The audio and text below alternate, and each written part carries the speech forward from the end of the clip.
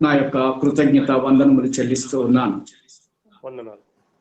ప్రియులారా, ప్రతి ఆదివారము ఒక ప్రత్యేకమైనటువంటి అంశంతో దేవుడు మనలను దర్శించుటకు మన పెద్దలను ఏర్పాటు చేసుకొని వారి ద్వారా మనకి ఇచ్చినటువంటి అంశాలను ధ్యానించుటకు మనకు ఇచ్చినటువంటి ఈ మహాభాగ్యాన్ని బట్టి మరొకసారి దేవునికి వందనాలు చెల్లిస్తూ, మరి ఇవి తయారు చేసినటువంటి మరి కమిటీ వారికి నా యొక్క హృదయపూర్వక వందనాలు చెల్లిస్తూ ఉన్నాను. ప్రియులారా, ఈరోజు మనం ధ్యానించుటకు ఏర్పాటు చేయబడినటువంటి అంశము విభిన్న సామర్థ్యము పవిత్ర జీవితము. Differently abled sanctity of life. విభిన్న సామర్థ్యము పవిత్ర జీవితము. ధ్యానించుటకు ముందుగా తలలు వంచి ప్రార్థన చేసుకుందాం. మా ప్రాణ ప్రియుడా,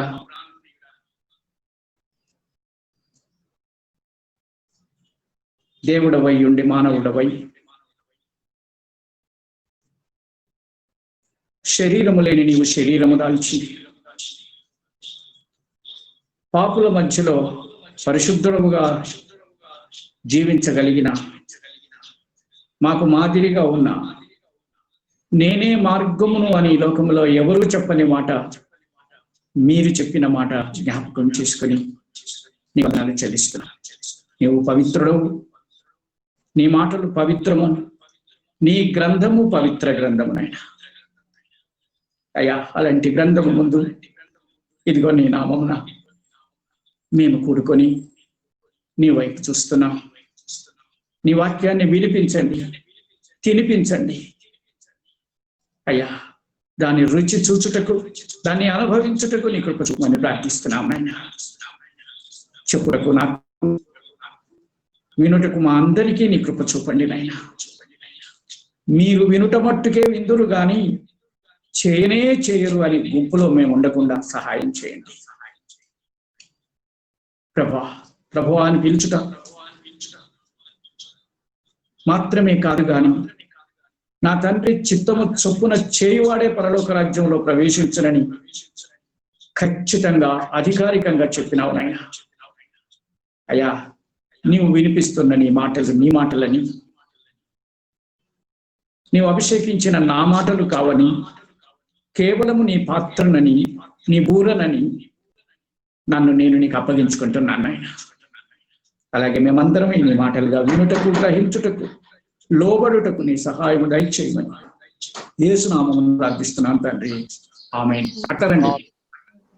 ఆమేన్, ఆమేన్. ప్రియులారా,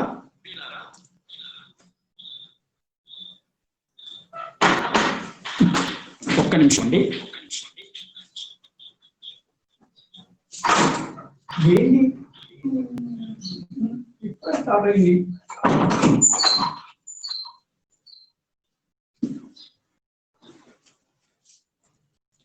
ప్రియులారా, ఈ భూమి మీద నరుని పాత్ర ఎంత గొప్పదో ఈ 2-3 రోజుల నుంచి నేను ఆలోచిస్తూ ఉంటే గొప్ప ఆలోచనలు దేవుడు నాకు ఇచ్చాడు. ఎంత గొప్పది అంటే 8వ అధ్యాయం కీర్తనల గ్రంథంలో 8వ కీర్తనలను ఎప్పుడు అధ్యాయాలు అనొద్దు, కీర్తన అనాలి. నేను అన్నాను, తప్పేం లేదు. కాబట్టి 8వ కీర్తనలో 5వ వచనంలో దేవుని కంటే వానిని కొంచెము తక్కువ వానిగా చేసితివి. దేవదూతలతో అనలే, మనుషుని గురించి మాట్లాడుతున్నాడు. దేవుని కంటే వానిని లేక నరుని కొంచెము తక్కువ వానిగా చేశావు అంటే దేవుని తర్వాత సృష్టిలో స్థానం ఎవరిది అంటే నరునిది, దేవదూతలది కాదు.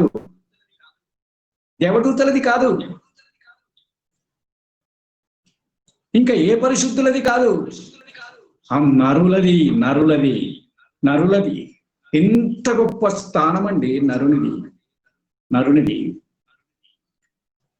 దేవుని కంటే వానిని కొంచెము తక్కువ వానినిగా చేసి ఇంకా ఏం చేశాడట? 6వ వచనం, నీ చేతి పనుల మీద అతనికి అధికారము అనుగ్రహించితివి.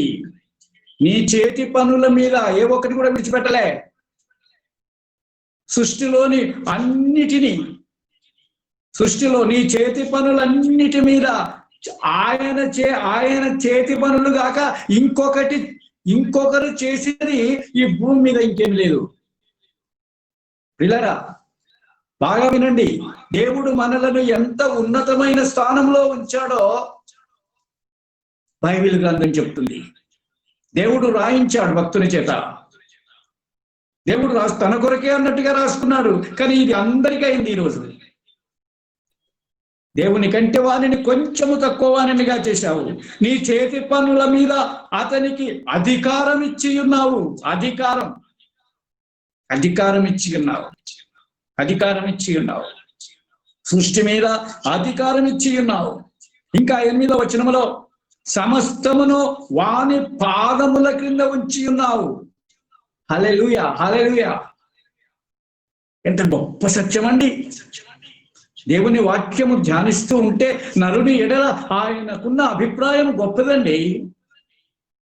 ఇంకో సంగతి జ్ఞాపకం చేసుకుందామా? జగత్తు పునాది వేయబడక ముందే దేనిని గురించి దేవుడు ఆలోచించలే, నరుని గురించి ఆలోచించాడు. జగత్తు పునాది వేయబడక ముందే క్రీస్తులో మనల్ని ఏర్పాటు చేశాడు. మనము పరిశుద్ధులమును నిర్దోషులమునుగా ఉండవలనని ఆయన ఏర్పాటు చేశాడు. అంటే మనం పడిపోతామని తెలిసి కూడా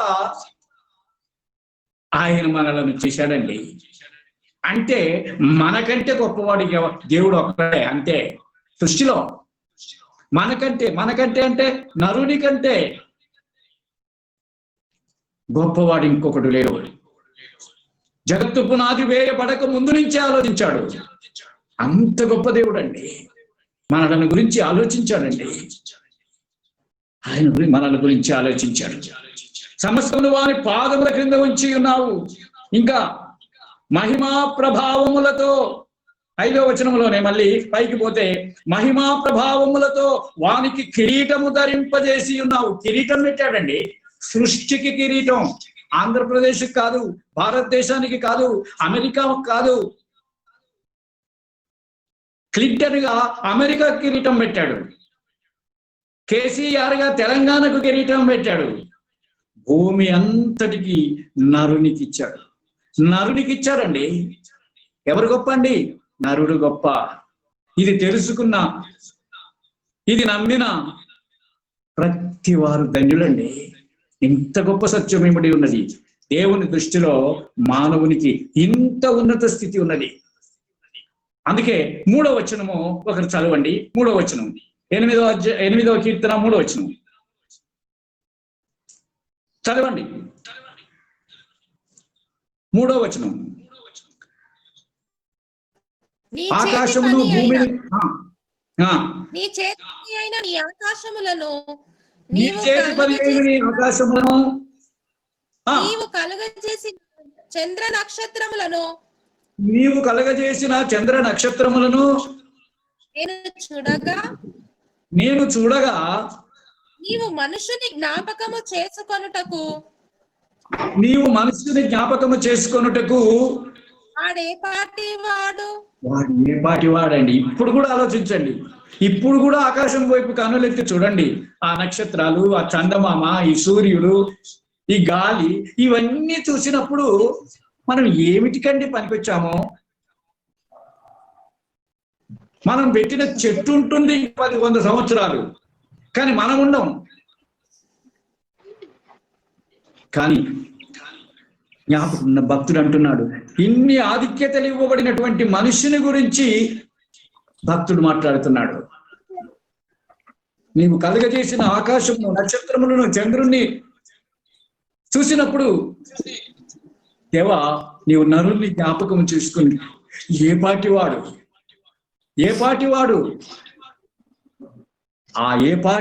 కానటువంటి నరులమైన మనకు ఆయన ఉన్నత స్థానం ఇచ్చాడు, ఉన్నతమైన అధికారం ఇచ్చాడు. ఆయనకు తర్వాత స్థానం మనకే ఇచ్చాడు. నరునికి అయినట్టుగా మనం చూస్తాం. పిల్లరా, ఆలోచన చేద్దాం. భూమి మీద ఆయన ఏమి చేయాలన్నా మానవుని సహాయం కావాలి ఆయనకు. మానవుని సహాయము లేకుండా చేయలేడని కాదు, అంత ఆధిక్యత మనకిచ్చాడు. అంత ఆధిక్యత మనకిచ్చాడు. అది మనం గమనించాలి. ఆయన ఇచ్చినాడు మనకు. మేము లేకుండా ఆయన ఏమీ చేయలేడు అని గర్వపడటానికి కాదు, ఆయన కృప చూపాడు. భూమిని ఆయన నరులకిచ్చాడు. ఆకాశము ఆయన వశము. భూమి ఆయన నరునికిచ్చాడు. ఇక్కడ ఏది చెయ్యాలన్నా నరుని సహాయం తీసుకుంటాడు. ఉదాహరణకు చూడండి ఆది కాండము 12వ అధ్యాయంలో మనందరికీ తెలిసినట్టుగా భూమి యొక్క 3వ వచనంలో 12వ అధ్యాయం 3వ భూమి యొక్క సమస్త వంశములు నీ యందు ఆశీర్వదించబడును. భూమిలో ఉన్నటువంటి సమస్త వంశాలు, భూమి యొక్క సమస్త వంశాలు నీ యందు ఆశీర్వదించబడతాయి. ఏది? అబ్రాహాము లేకుండా దేవుడు ఆశీర్వదించలేడా? కాదు, ఆశీర్వదించగలడు. కానీ ఒకడు కావాలి. నాకొక మనిషి కావాలి, నాకొక నరుడు కావాలి. భూమిని ఆయనకిచ్చాను. ఈ భూమిలో ఆశీర్వదించాలంటే నరుడు కావాలి. ఆయన మాట తప్పని వాడండి. ఆయన ఉద్దేశమును మార్చుకోలేని దేవుడు అండి. అబ్రాహామును ఎన్నుకున్నాడు. భూమి యొక్క సమస్త వంశములు నీ యందు ఆశీర్వదించబడ్డాడు. అబ్రాహాములో కూడా లోపాలున్నాయి. ఆయన పిలువనప్పుడు విగ్రహారాధికుడే, పిలిచిన తర్వాత లోపాలున్నవాడే. ఆదికాండం 17వ అధ్యాయంలో అబ్రాహాము 99 ఏళ్ళ ఉన్నప్పుడు కూడా ఆయన దోషే. అబ్రాహ్మా, నేను సర్వశక్తి గల దేవుడును, నేను అన్నీ చేయగలను, నీకు కుమారుని ఇస్తానన్నాను, నేనేం మర్చిపోలే.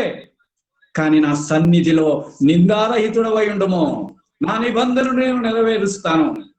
నా సన్నిధిలో నిందారహితుడవై ఉండము అంటే ఇంకా నిందలోనే ఉన్నాడు. అయినా వాడుకుంటూనే ఉన్నాడు. ఈ అబ్రాహాం పనికిరాడని తీసివేయలేదు.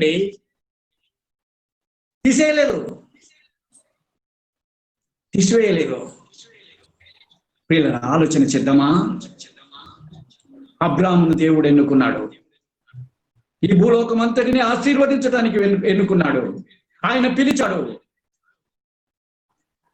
ఆయన పిలిచిన పిలుపుకు లోబడి వెళ్ళినట్టే వెళ్తున్నాడు. కానీ చేయరానివి చేస్తూనే ఉన్నాడు. అయినా ఆయన వాగ్దానాన్ని విడిచిపెట్టలేదు. అబ్రామా, భూమి యొక్క సమస్త వంశమును నీ యందు ఆశీర్వదించబడునని చెప్పారు. అదే అబ్రామును వాడుకున్నాడండి చివరి వరకు. అదే అబ్రామును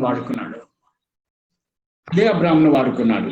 కాబట్టి భూమిని, అలాగే మనందరికీ తెలిసినట్టుగా ఆయన భూమిని పాలించడానికి, రాజ్యాలను పాలించడానికి రాజులను ఏర్పాటు చేశాడు.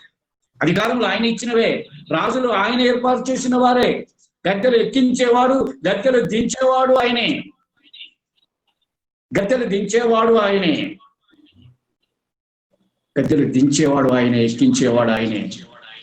గర్వమనచి గద్దెలు దించి జనులనైనా మేపవగట్టి వెంట కుప్పల నుండి దీనుల పైకి లేపే ప్రభుడ. ఎవరికి ఏది చేయాలో ఆయన చేస్తాడు, కానీ అవకాశం ఇస్తాడు. అబ్రామా, నా సన్నిధిలో నిందారహితుడు ఉండను. భూమిని పాలించడానికి లేక రాజ్యాలను పాలించడానికి రాజులను ఆయన మాట్లాడగలడు అందరితో. కానీ ఆయన మాట్లాడడానికి ప్రవక్తలను ఏర్పాటు చేసుకున్నాడండి. ఆ ప్రవక్తలు లేకుంటే రాళ్లతో మాట్లాడగలడు. ఆ ప్రవక్తలు రాళ్ల వలన మాట్లాడగలడు, రాళ్లను మాట్లాడించగలడు. ఉదాహరణకు గాడిదతో మాట్లాడించాడండి. అయినా సరే నరుణ్ణి వాడుతాడు. వాడుకుంటానంటున్నాడు. ప్రియులారా, అలాగే ఆరాధనలు నడిపించడానికి ఆయనే వచ్చి నడిపించలే, యాజకులను ఏర్పాటు చేశాడు. వారిలో లోపాలు ఉన్నాయి, వారు చేసిన పాపాలకు కూడా బలి చేస్తుండాలి. కాబట్టి ప్రియులారా, యెషయా గ్రంథం 6వ అధ్యాయం 8వ వచనంలో యెషయా గ్రంథం ఒక పని మీద ఆయన ఒకరిని పంపడానికి ఆలోచన చేస్తూ ఉన్నాడు. యెషయా గ్రంథంలో యెషయా ప్రత్యక్షమైన దేవుడు మహాపరిశుద్ధుడుగా కనబడ్డాడు. పరిశుద్ధుడు పరిశుద్ధుడు పరిశుద్ధుడు అని పొగడబడుతున్నాడు. ఆ పొగడతలో తనను తాను మర్చిపోవాలి. ఇక మనం ఎలా జ్ఞాపకం ఉంటామండి? మనం ఎక్కడ జ్ఞాపకం ఉంటాం? అయినా సరే చూడండి 8వ వచనంలో అప్పుడు యెహోవా ఏమంటున్నాడు చూడండి, నేను ఎవరిని పంపెదను, మా నిమిత్తము ఎవడు పోవును. మన కొరకండి, మన మధ్యలోనికి రావడానికి ఎవరిని పంపాలి? ఎవడు దొరకడం లేదండి. ఆయనకు అనుకూలమైన వాడు దొరకడం లేదు.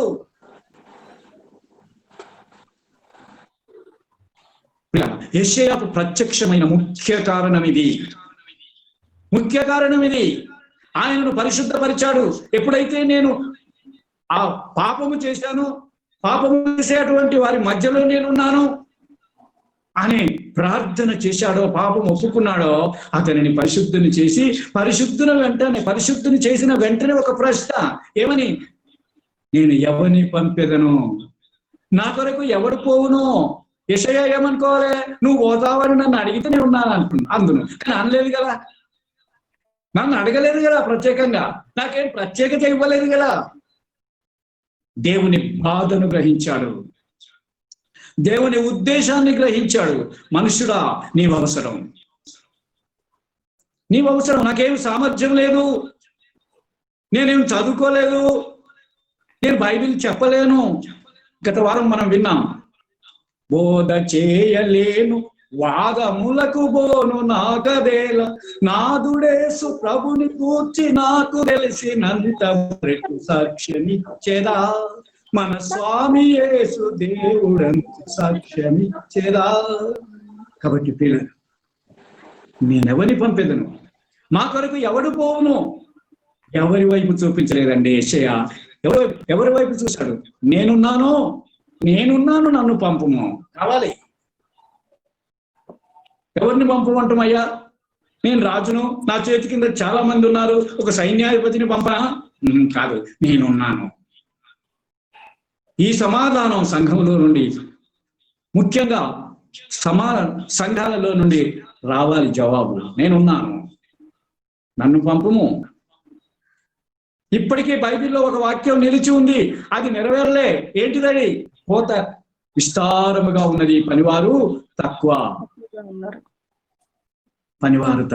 మాకు సామర్థ్యం లేదని, మాకు విద్య లేదని అనుకుంటున్నారా? అందుకని విభిన్న సామర్థ్యం, అందరికీ ఒకే తీరు సామర్థ్యం ఉండదు, రకరకాలుగా సామర్థ్యాలు ఉంటాయి. మత్తయి సువార్త 25వ అధ్యాయంలో ప్రభు చెప్పిన ఒక ఉపమానాన్ని మనం ఎరుగుదాం. ఒకనికి 5 తలాంతులు ఇచ్చాడు, ఒకనికి 3 ఇచ్చాడు, ఒకనికి 1 ఇచ్చాడు. ఎందుకండి ఈ భేదము అని అంటే 15వ వచనంలో ఎవని సామర్థ్యము చొప్పున వానికి ఇచ్చాడు. ప్రభువుకు ఏ తక్కువ ఎక్కువ అభిప్రాయం లేదండి. ఎవడు ఏ పని చేయగలరో ఆయనకు తెలుసు. డైరెక్టర్ గా ఎవరు చేయగలరో, మేనేజర్ గా ఎవరు చేయగలరో, ఆఫీసర్ గా ఎవరు చేయగలరో, బిషప్ గా ఎవరు చేయగలరో, ఒక పాస్టర్ గా ఎవరు చేయగలరో, ఎవెంజలిస్ట్ గా ఎవరు చేయగలరో ఆయనకు తెలుసు. సంఘ పెద్దగా ఎవరు చేయగలరో ఆయనకు తెలుసు.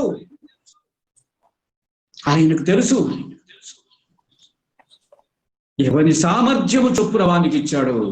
ఈ రోజు మన అంశంలో సామర్థ్యము, విభిన్నమైన సామర్థ్యము. ఒకనికి 5 అంతలుంది, ఒకనికి 3 అంతలుంది, ఒకటికి 1 అంత ఉంది. ప్రియులారా, నీకే సామర్థ్యమైనా తప్పనిసరిగా ఉంటుంది. అందరికీ ఒకే సామర్థ్యం ఉండదు. ఒకడు మంచి పాటలు రాస్తాడు కానీ పాడడు, మరొకడు పాడాలండి. ఒకైనా మంచిగా పాడతాడు, రాయలేడు, మరొకడు రాసిన పాట పాడతాడు. అది ఆయన తలంతు, అంతే. ఆయన తలంతు అండి. ఈరోజు ఈ అంశాన్ని ఎవరెవరికి దేవుడు ఏ తలంపు ఇచ్చాడో ప్రతి పాస్టర్ గారు ఈ అంశాన్ని గురించి మాట్లాడే ప్రతి వారు చెప్పేది సత్యమే. ఎవరి ద్వారా ఏం చెప్పాలో అది చెప్తాడు. ఒకసారి ఒక ఆయన ప్రార్థన చేశాడట, ప్రభువా బిల్లీ గ్రహం వలె నా స్వరం ఉండాలి, బిల్లీ గ్రహం వలె నేను మాట్లాడాలి అని చాలా కాలం నుండి ప్రార్థన చేస్తున్నాడట. అరే దేవుడు వింటలేడు కదా, ఎట్లా అని అనుకునే బాధపడేటంటే, పాస్టర్ గారు నాకు బిల్లీ గ్రహం ఉన్నాడయ్యా, బిల్లీ గ్రహం ఉన్నాడు, నా ఊహించడం లేడు, నువ్వు కావాలయ్యా నాకు అన్నాడటండి. అన్నాడట. ఎవరి వల్ల నువ్వు ఉండాలని అవసరం ఏం లేదు, ఆ పద్ధతే కాదు, నీ సామర్థ్యము చొప్పున నువ్వు చెయ్యి. ఇదే అంశాన్ని 1,00,000 మంది పాస్టర్లు ఈరోజు సిఎస్ఐ చర్చిలో ప్రసంగిస్తున్నారు. వాళ్ళందరూ చెప్పే విధానం వేరుగానే ఉంటుంది, కానీ అన్ని సత్యమే. ఎంత గొప్ప గ్రంథం అండి, ఎంత గొప్ప గ్రంథం అండి. ఆయన కంటే నేను గొప్పగా చెప్పాను అనటానికి, నాకంటే ఇంకెవరో గొప్ప చెప్పారనటానికి, ఎవరికి దేవుడిచ్చిన సామర్థ్యం చొప్పున వారు చెప్తారని జ్ఞాపకం చేసుకోండి. యెషయా, నేను ఎవరిని పంపేదనో మా నిమిత్తము ఎవడు పోవును. పిల్లరా, ఒక అబ్రహాం కావాలి. జల ప్రళయంలో ఒక మానవ వంశాన్ని కాపాడటానికి ఒకరు రావాలి. అతడు నోవహుగా ఎన్నుకున్నాడు.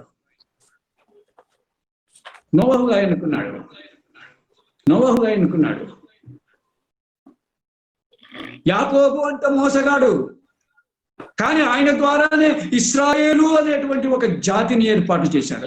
ఆయనలో నుండి ఇశ్రాయేలును తెప్పించాడు. ఆ సామర్థ్యం అతనిలో ఉన్నదని తెలుసు.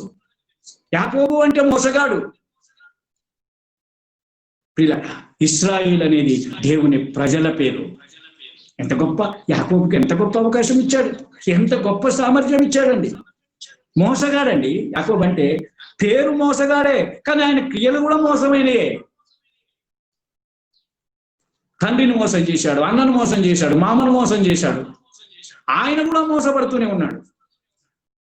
ఒక ఆమెను ప్రేమిస్తూ ఒక ఆమె దొరికింది కదండి. చాలా కష్టం. పిల్లల, మన సామర్థ్యం కాదు, దేవుని సామర్థ్యంపై ఆధారపడదాం. ఆమోసు పిల్లల, అనేక మంది ప్రవక్తలు ఉన్నారు, విద్యావంతులు, రాజులు ఉన్నారు. యెషయా రాజులు ఉన్నారు ప్రవక్తలుగా, న్యాయాధిపతులు ఉన్నారు ప్రవక్తగా. సమూయేలు ప్రవక్త అయిన న్యాయాధిపతి కూడా. అలాగే సామాన్య జనులు ఉన్నారు, విద్యావంతులు ఉన్నారు, విద్యా విహీనులు ఉన్నారు. ఆమోసు అనే ప్రవక్త చూడండి ఎలాంటి వాడంటే, ఈయన యూదా దేశస్థుడు. జాగ్రత్తగా వినండి. యూదా దేశానికి సంబంధించినటువంటి ఆమోసును దేవుడు పిలిచి ఇశ్రాయేలు దేశానికి పంపిస్తున్నాడు. అక్కడ నువ్వు ప్రకటించాలి, అక్కడ నాశనాన్ని గురించి, శాపం గురించి నువ్వు ప్రకటించాలి. మరి ఆ యూదా దేశం, ఇశ్రాయేలు దేశంలో ఎవరు లేరా? చాలా లక్షల మంది ఉన్నారు. యూదా దేశంలో కూడా చాలా ఉన్నారు. ఈ పసలగాస్తోనే దొరికిండా? ఈ మేడి పని నేర్కొని బతికేవాడే దొరికిండా? అవును, ఆయనలో ఇశ్రాయేలు దేశానికి వెళ్ళి వారికి నేను చెప్పినట్టుగా చెప్పగలిగే సామర్థ్యము ఆమోసుకు, పశులగాసేవానికి మాత్రమే ఉంది. మేడి పనులు ఏరుకునే వానికి మాత్రమే ఉన్నది. అతన్ని పంపాలి. విడిచిపెట్టలేదండి, విడిచిపెట్టలేదండి. ప్రియులారా, అక్కడికి యూదా దేశానికి వెళితే, ఇశ్రాయేలు దేశానికి ఆమోసు వెళితే, అక్కడ ఆ ఆమోసు గ్రంథంలోనే రాయబడినటువంటి చరిత్ర ఏంటి అని అంటే, యూదా దేశస్థానికి వెళితే అక్కడ ప్రవక్తగా ప్రకటిస్తూ ఉంటే, అక్కడ ఆ రాజు యెరోబాము రాజు పరిపాలిస్తున్నాడు. అమజ్య అనేటువంటి యాజకుడు ఒకడు వచ్చి 12వ వచనంలో, దీర్ఘదర్శి తప్పించుకొని పారిపోము,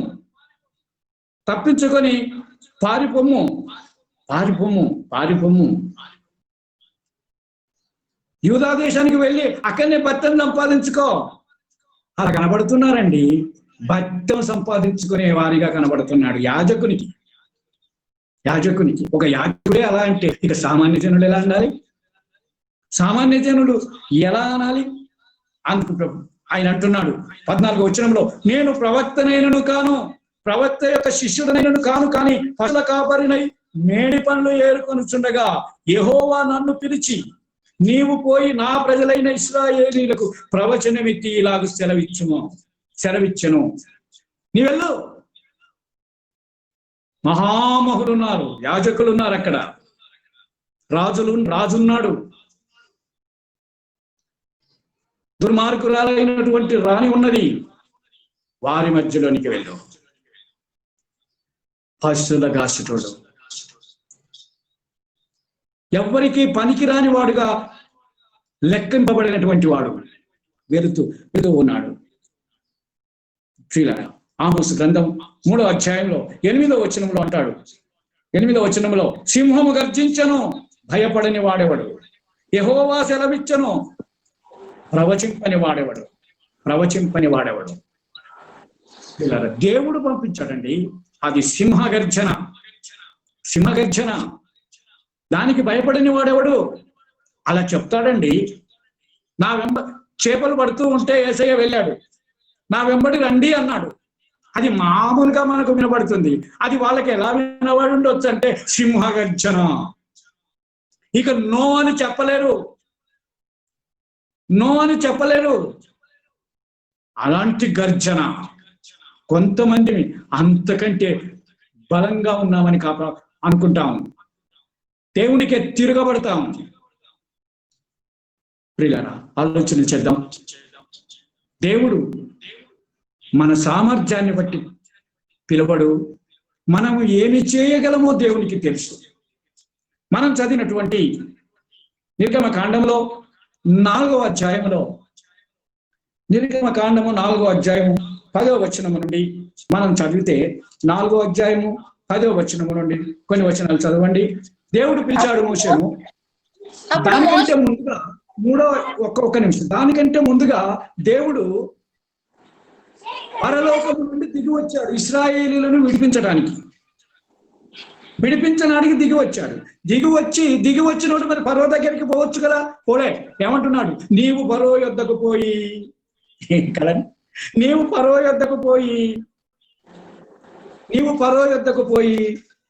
ఈ మాటలు చెప్పాలి. అంటే ఈయన చెప్తే మరి పరలోకం నుండి దిగి వచ్చాడు, ఫరో దగ్గరికి పోలేడు. దేవుడు పోగలడు. మొదట అనుకున్నాం, నరుని ద్వారా పనులు జరగాలి. 3వ అధ్యాయం, నిర్గమకాండం 3వ అధ్యాయం 8వ వచనాల్లో దిగి వచ్చి ఉన్నాను అని అంటాడు. 9, 10 వచనాల్లో మళ్ళీ మోషేని పిలిచి, రమ్ము, నిన్ను ఫరో యొద్దకు పంపిస్తాను. నరుడు కావాలండి. ఏ పని చేయాలన్నా భూమి మీద నరుడు కావాలి. నరుడు కావాలి. 11వ వచనంలో చూడండి. 11వ వచనం, నిర్గమకాండం 3వ అధ్యాయం 11వ వచనం. యెహోవా మానవులకు నోరిచ్చిన వాడు ఎవడు? మూగవానినే గాని, చెవిటి వానినే గాని, దృష్టి గల వానినే గాని, గ్రుడ్డి వానినే గాని పుట్టించిన వాడెవడు? యెహోవానైనా నేనే కదా. నేను మాట నేర్పుతాను అని అంటే, నేను దేవునికి, మానవునికి నోరిచ్చిన వాడేవాడు నేనే ఇచ్చాను. తిరగబడకు మోషే, నీకు మాటలు నేను ఇచ్చాను అని పిలిచాడు. ఇక 4వ అధ్యాయం 10వ వచనం నుండి చూడండి. అప్పుడు మోషే, ప్రభువా, ఇంతకు పైనను నీవు నీ దాసునితో మాట్లాడినప్పటి నుండి అయినను నేను మాట నేర్పరిని కాను. నేను నోటి మాంద్యము, నాలుక మాంద్యము అంటే మన భాషలో చెప్పాలంటే నేను నచ్చు అని. నోటి మాంద్యం గలవాడను. దేవుడేమో వెళ్ళమంటుంటే ఆయన యొక్క బలహీనతలు చెప్తున్నాడు. ఈ బలహీనతలన్నీ దేవునికి తెలియా? ఈయన మాట్లాడలేడని తెలవదా? ఈయన నత్తివాడని తెలవదా? దేవుడేమో నీ మాటను ఇశ్రాయేలు నమ్ముతారంటే ఈయన వాళ్ళు నా మాట నమ్మరు. దేవునికి వ్యతిరేకంగా మాట్లాడుతున్నాడండి. పిల్లరా, అనేక సాకులు చెప్పి ఉన్నాయే చెప్తున్నాడు. మోషే అబద్ధం ఆడలే, మోషే సత్యమే చెప్తున్నాడు. కానీ తన బలహీనతల వైపు చూస్తున్నాడు, కానీ తను పిలిచిన దేవుని వైపు చూడటం లేదు. తనను పిలిచిన దేవుడు సింహ గర్జన చేస్తుంటే భయపడటం లేదు. నువ్వు వెళ్ళు, నీవు వెళ్ళు అని చెప్తూ ఉన్నాడు. నీవు వెళ్ళు అని చెప్తున్నాడు. ప్రియులారా, నేను 10వ యొద్దకు వెళ్ళుటకు నేను ఎంతటి వాడను. 4వ అధ్యాయం 3వ అధ్యాయం 11వ వచనములో చూస్తుంటున్నాం. ఎంతటి వాడను, నీ పేరేందో నాకు తెలియదు, వాళ్ళు అడిగితే నేను ఏం చెప్పాలి? ఇవన్నీ సాకులు వస్తున్నాయండి తప్పించుకోవడానికి. నా కొడుకెట్లా, నా బిడ్డెట్లా, నేను సేవకు వస్తే బతకగలనా? ఈయన ఒక పిచ్చోడా, ఉద్యోగం వదిలిపెట్టాము, ఈ సేవ చేస్తానని ఇచ్చిండు. చాలా కష్టం అండి. తన తల్లినైనను, తండ్రినైనను, కుమార్తెనైనను, కుమారునైనను ప్రేమించొద్దని చెప్పలే. దేవుని మాటలు చాలా జాగ్రత్తగా, కంటెను ఎక్కువగా ప్రేమించొద్దు, నాకంటే ఎక్కువగా వారిని ప్రేమించొద్దు అన్నాడు, కానీ ప్రేమించవద్దని చెప్పలే. చంపమంటే కొడుకును చంపడానికి బయలుదేరాడు అబ్రాహాం. ప్రియులారా, ఆలోచన చేద్దామా? 4వ అధ్యాయం 1వ వచనములో అంటాడు, నన్ను నమ్మరు, నా మాట వినరు. అరే నీ మాట వింటారయ్యా అని దేవుడు చెప్తుంటే వినరు. తప్పించుకునే ఉపాయం. ప్రియులారా, మనం కాదు చేసేది, మనకు సామర్థ్యం ఇచ్చినటువంటి వాడు దేవుడే. మనల్ని పిలిచిన దేవుడు మనల్ని వాడుకోగలడు. మనల్ని నిలవబెట్టిన స్థలంలో మనల్ని ఆయన వాడుకోగలడు. మనంతటా మనం పైసలు పెట్టి కొనుక్కునే సంఘాలు కావు. దేవుడు ఉంచుతాడు.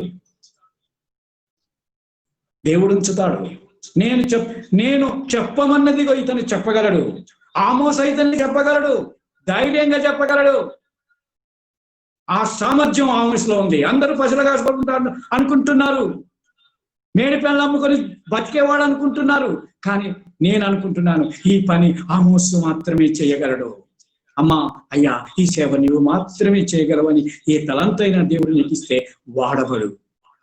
చూడండి, అప్పుడు కొరింథీయులకు రాసినటువంటి 2వ పత్రిక 3వ అధ్యాయము 5వ వచనంలో అపోస్తలుడు ఏమంటున్నాడో చూద్దాం. 3వ అధ్యాయం 5వ వచనంలో, మా వలన ఏదైనా అయినట్టుగా ఆలోచించుటకు మా అంతట మేమే సమర్థులమని కాదు. ఎంత చక్కటి మాట చెప్తున్నాడు. అనేక సంఘాలను స్థాపించినటువంటి పౌలు, వ్యయ ప్రయాసాలకు వచ్చి సేవ చేసినటువంటి పౌలు, అనేక సార్లు దెబ్బలు తిన్న పౌలు, ఇవన్నిటినీ ఎట్లా వచ్చాడయ్యా? దెబ్బలు తినుకుంటూ, ఉపవాసం ఉంటూ, నగ్నంగా ఉంటూ, జైళ్లలో ఉంటూ, ఎందుకయ్యా ఎలా సాగిపోయాడు? ఎక్కడిది సామర్థ్యం అంటున్నాడు పౌలు. అంటున్నాడు, మా వలన ఏదైనా అయినట్టుగా ఆలోచించుటకు మా అంతటా మేమే సమర్థులమని కాదు, మా సామర్థ్యము దేవుని వలననే కలిగినది. ఇశ్రాయేలీయులంతా పాటల్లో విన్నాం కదా, ఇశ్రాయేలీయులంతా ఎంతో సురక్షితంగా సముద్రం దాటారు. వాళ్ళ శక్తి కాదు. యెహోవా నా బలం మొదట చెప్పారు, పల్లవితోనే రాశాడు భక్తుడు. ఆయన ప్రేమ మనల్ని దాటించింది. భయంకరమైన కష్టం నుండి, రోగముల నుండి ఈరోజు మనం సజీవులుగా ఉన్నామంటే ఆయన శక్తి, మన సామర్థ్యం కాదు. నీ సామర్థ్యం దేనికి పనికిరాదు అని క్రైస్తవులమైన మనం తెలుసుకోవాల్సిందే. మా వలన ఏదైనా అయినట్టుగా ఆలోచించుటకు, కనీసం ఆలోచించుటకు 10 మందికి చెప్పుకోవటానికి కాదు, ఆలోచించుటకు మా సామర్థ్యం దేవుని వలననే కలిగినది. కాబట్టి వీళ్ళారా, ఎవరిని తక్కువ చేయొద్దు. వీళ్ళారా, నా చివరి సర్వీస్ దగ్గర పడుతున్న సమయంలో ఒక టౌన్ కు నేను ట్రాన్స్ఫర్ అయినాను, హనుమకొండ CSI చర్చ్కి. నేను పోయినటువంటి ఇంకా నా సండే రానే లేదు, ఇంకా ఒక సండే కూడా నేను ప్రసంగం చేయలేదు. బుధవారమో బేస్తారమో నాకు ఒక ఆయన ఫోన్ చేశాడు, రిటైర్డ్ DTO గారు. ఆయన ఫోన్ చేసి, ఏం పేరు నీది? నాకు విష్ణు అన్న. అరే నాకు వేరే ఫోన్లో, అరే ఇదేం పేరు అయ్యా అన్నాడు. నా పేరండి అన్న. ఇదేం పేరు కాదు, ఇది నా పేరు అన్నా. ఈ పేరు అన్నా, ఈ పేరు నువ్వు సేవకెట్టొచ్చినావు అన్నాడు. అట్లా కాదు నువ్వు అడిగేది, ఈ పేరు మీద నువ్వు క్రైస్తవుడు ఎట్టయినావు అని అడుగు అన్నా. నీకు అడగడానికి కూడా రావట్లేదన్న. సరే అట్నే అంటే ఎట్లా వచ్చావంటే పంపిస్తే వచ్చాను ఈ సేవలోనికి, ఈ క్రైస్తవునిగా రక్షింపబడిన వాణిగా, రక్షించేవాడు రక్షించి ఈ పేరు మీద పంపించాడు, నేను వచ్చాను అంతే అని అన్నా. ఏం చదువుకున్నావు అన్నాడు. డిగ్రీ చేసినవా అన్నాడు. అంటే చేయలేదన్నా. మరి ఏం చదివినావు అన్నాడు. అని అంటే నేను సెక్యులర్ స్టడీస్ ఏంటిది నీది అన్నాడు. అని అంటే నాది హెచ్ఎస్ అయ్యాను. మరి హెచ్ఎస్ చదివి ఇక్కడికి వచ్చి, ఈ పట్టణానికి వచ్చి అంత విద్యావంతులు ఉన్నారు ఇక్కడ, మరి నువ్వు చేస్తావా అన్నాడు. అయ్యా నేను చెయ్యనన్నా. మరి ఎందుకు వచ్చినావు? పంపిస్తూ వచ్చా. పోమ్మంటే పోతా. ఏబిసిడీలు వస్తాయా అన్నా. రావన్నా. అరే మరి ఎట్లా చేస్తావయ్యా, నాకు అర్థం కావట్లేదు, నువ్వు చెప్పే సమాధానం సరిగ్గానే ఉన్నాయి, ఏబిసిడీలు రావన్నావు, విద్య లేదన్నావు, ఎలా చేస్తావు? ఏమో అయ్యా మరి ఎందుకు పంపించిండో, పంపించిన నాకు తెలియాలన్నా. ఎవరు పంపించిండు? ఆ బిషప్కి ఏం తెలుసు అని. బిషప్ పంపించలేనను, బిషప్ను ప్రేరేపించి దేవుడు పంపించాడు అన్నా. ప్రియులారా, ఒక 2-3 వారాల తర్వాత మళ్ళీ ఆయనే ఫోన్ చేసి, అయ్యా నేనేమో అనుకున్నానయ్యా, ఇంత గొప్ప వాక్యం ఇంత లోతుగా ఎవరు చెప్పలేదయ్యా, అప్పుడే అయిపోయిందా అనిపిస్తుందయ్యా అని ఫోన్ చేశాడు. ఇంటికి పిలిచాడు, మర్యాద చేశాడు.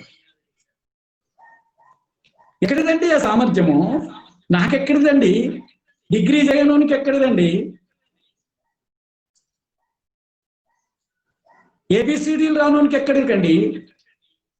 ఇంకొక ఆయన అడిగాడు, సెక్రటరీగా ఉన్నాడు ఆయన, మంచి విద్యావంతుడు. ఆయన అడిగాడు, ఇక్కడ నువ్వు పనికిరా ఉన్నాడు. ఎందుకు సార్ అన్న. ఆయన కూడా అడిగాడు, నీకు ఏబిసిడీలు వస్తాయా అన్నాడు. అంటే రావన్నా. అందుకే నేను ఊర్లలోనే పనికి వస్తావు, ఈ టౌన్కు ఎట్లా పనికి వస్తావు అన్నాడు. అంటే నీకు వస్తాయా అన్నాడు. నాకు ఏబిసిడీలు వస్తాయా అంటావా? నేను ఇంజనీర్, సివిల్ ఇంజనీర్ అన్నాడు. మరి నువ్వెందుకు కాలేదన్నా. నాకంటే రావు, ఎట్లా విన్నో నాకు తెలియదు, మరి నీకు వస్తాయి కదా, నువ్వెందుకు కాలేదన్నా. ఎవరిని? పశువుల కాపరి కంటే హీనమైన వాడిని, మేడే నమ్ముకుంటేనే బ్రతకగలిగిన వాడు, ఆసక్తి కూడా ఆజ్ఞానం కూడా లేనివాడిని అండి. నన్ను వాడుకున్నాడండి. నా సామర్థ్యం ఏమి లేదండి, ఏమి లేదు, ఏ సామర్థ్యం లేదు నా దగ్గర. నేను నిజముగా నన్ను నేను తగ్గించుకోవాలని చెప్పటం లేదండి, ఏమీ లేదండి. దేవుడు పిలిచాడు, దేవుడు పిలిచాడు, వచ్చాను. దేవుడు పిలిచాడు, వచ్చాను. ఎందుకు వాడుకున్నాడు? అనేక సార్లు నన్ను ఎందుకు వాడుకుంటున్నాడు దేవుడు? నేను పనికిరాను, నేను పాపం చేస్తూ ఉంటే పిలిచాడు, నన్ను పిలిచాడు దేవుడు. కుమారుడా, నా పునరుత్థానాన్ని ప్రకటించగలవా, నన్ను ప్రకటించగలవారి ముమ్మారు పిలిచాడు. ఆ సాక్ష్యం అంతా చెప్పులకి ఇప్పుడు వీలు కాదు. పిలిచాడండి. అనేక 2-3 సార్లు నేను విడిచిపెట్టిన సేవను, వదిలిపెట్టిన, ప్రారంభంలో మధ్యలో వదిలిపెట్టిన, అభిషేకింపబడిన తర్వాత కూడా ప్రెస్బిటర్ గా అభిషేకించబడిన వాడిగా వచ్చినా వదిలిపెట్టాను, పోయాను. కానీ మళ్ళీ నన్ను పిలుచుకున్నాడు దేవుడు. ఎందుకు? ఆయన పిలుపు అంత గొప్పదండి. ఆయన పిలుపు అంత గొప్పది. ఆయన పిలుపు అంత గొప్పది. ఆయన పిలుపు అంత గొప్పది. హనుమకొండలో ఈయన వెళితేనే చెప్పగలడు. అయ్యా దేవుడు ఎట్లా వాడుకున్నాడంటే నన్ను అక్కడ. పిల్లరా, కొన్ని సంవత్సరాల నుండి గుడి బయటికి వెళ్ళగానే కొట్లాడుకునేది వాళ్ళు. ఐకమత్యం లేక కొట్లాడుకునేది, పార్టీల వాళ్ళని కొట్లాట, భయంకరమైనటువంటి మాటలతో కొట్లాడనట. నేను వినలే నా చెవులతోని, అందరు చెప్తున్నారు. కానీ వాక్యం వాళ్ళలో పనిచేసింది. ఖండించడం వాని పని చెప్పింది. ఖండించము, బుద్ధి చెప్పుము అనే వాక్యం, దాన్ని వాడుకున్నాను నేను. అది నా దృష్టిలోనికి తెచ్చాడు. నా గొప్పతనాలు చెప్పుకోవటం లేదండి. దేవుడు సామర్థ్యిస్తే ఏమి చేయగలడో అది నేను చెప్తున్నాను. నాకంటే సామాన్యులా మీరు? నాకంటే పనికి వాళ్ళారా? నాకంటే విద్యవిహీనులా? ఇంకెంతకాలం అండి? రిటైర్మెంట్ ఇంకా చేస్తారా? వయసు అంతా సంపాదించుకొని ముసల్తనం దేవునికి ఇస్తారా? ప్రియులారా, ఏ సాకులు చెప్పుతున్నావో అవన్నీ ప్రక్కకు పెట్టాడు. పసులు వదిలిపెట్టాడు, మేడి పనులు ఏరటం వదిలిపెట్టాడు. అది వేరే దేశం కదా అనుకోలేదు. వెళ్ళాడు, ప్రకటించాడు. ఎదురుపడ్డ వాళ్ళకు కూడా సవాలు చేస్తూ ప్రకటించాడు. అలాంటి స్వరంతోనే గద్దించాను నేను హన్మకొండలో. నాకు ఇప్పుడు ఆలోచన చేసుకుంటే ఎట్లా మాట్లాడిన నేను. పెద్ద విద్యావంతులండి, పెద్ద విద్వాంసులు ఉన్నారు, మంచివారు ఉన్నారు. ఒక్కొక్కరిని నేను అన్న మాటలు నేను ఇప్పుడు జ్ఞాపకం చేసుకుంటే నాకు తిరగబడలేదండి వాళ్ళు. ఒక పెద్ద మనిషిని, మంచి జ్ఞానవంతుడు, ఆయనను పట్టుకొని నువ్వు లెక్కల మాస్టరు అన్నాను. ఇప్పుడు నాకు అర్థం అవుతుంది, అయ్యా ఆ సార్ ఎంత మంచివాడండి, ఒక్క మాట అనలేదండి నన్ను. ప్రియులారా, అన్నారండి, నీకు ఇచ్చిన సామర్థ్యము, నీ శక్తి బట్టి దేవుడు నీకు ఇచ్చిన పని, అది అన్ని ఏ పనైనా దేవుని సేవనే. అందరికీ ఒకే సామర్థ్యం ఉండదు. ఎంత గొప్ప బిల్డర్ అయినా, ఇంజనీర్ అయినా ఒక మేస్త్రి కావాలి, కూలి వాళ్ళు కావాలి. వీళ్ళందరున్నా ఒక తట్ట కావాలి, ఒక తాపి కావాలి. మేస్త్రి కట్టాడంటారు కానీ తాపి కట్టాడంటారా అండి? అనరండి. ఆ తాపే చేసేది పని అంతా. అనుకుంటే మా కట్టింది అదే. ఆ తాపికున్నదండి, అది కూడా దాని సామర్థ్యం చొప్పున నడిపిస్తాడు. నడిపించినట్టల్లా నడుస్తూ ఉంటుంది, అంతే. దాని చేతిలో ఏమి లేదు. మేస్త్రి ఎలా నడిపిస్తే అలా నడుస్తుంది, మేసను ఏ విధంగా నడిపిస్తే ఆ విధంగా నడిపిస్తుంది. ప్రియులారా, ఆలోచన చేద్దామా? మన సామర్థ్యము విభిన్నమైనటువంటి సామర్థ్యాలు కలవి, విభిన్నమైనటువంటి సామర్థ్యం. ఆఫీసులో అయినా అంతే, కలెక్టర్ అయినా సరే తన సబార్డినేట్స్ అంతా కూడా పనిచేస్తేనే ఆయన సంతకం పెడతాడు, లేక పెట్టడు. వాళ్ళందరూ ముఖ్యమే, కానీ ఆయన కలెక్టరే, అన్ని అధికారాలు ఆయనే. కానీ వీళ్ళందరూ పనికి వాళ్ళ వల్ల కాదండి. ఎవరి సామర్థ్యం చొప్పున వారికి ఇచ్చినటువంటి పనిని ఆ ఆఫీసులో నెరవేరుస్తారు. వివిధ సామర్థ్యాలతో కలిసి ఉన్నాయి పిల్లరా. అందుకనే వారిలో చెడ్డవారు కూడా ఉన్నారు, మంచి వాళ్ళు కూడా ఉన్నారు. పైన వాడుకుంటున్నారండి, నీకేందండి, నీకెక్కడ బాధ కలుగుతుందండి? అందుకనే అంటున్నాడు 37వ కీర్తనలో, మన ఉత్తర ప్రత్యుత్తర రీతిగా చదివినటువంటి కీర్తనలో మొదటి వచనంలో, చెడ్డవారిని చూసి నీవు వ్యసన పడకము, ఓ మనుషుడా, ఓ బుద్ధి లేనివాడా, చెడ్డవారిని చూచి నువ్వు వ్యసన పడకము, దుష్కార్యములు చేయు వారిని చూసి మత్సర పడకము. ఎందుకో నేనున్నాను, నా పని నేను చేస్తాను. వారు గడ్డి వలె రాలి, వాళ్ళు తీసేస్తాను. మోషే గొప్పవాడే, దేవుడు పిలిచిన వాడే. ఎన్ని వంకర మాటలు చెప్పినా సరే మోషేను వాడుకున్నాడు.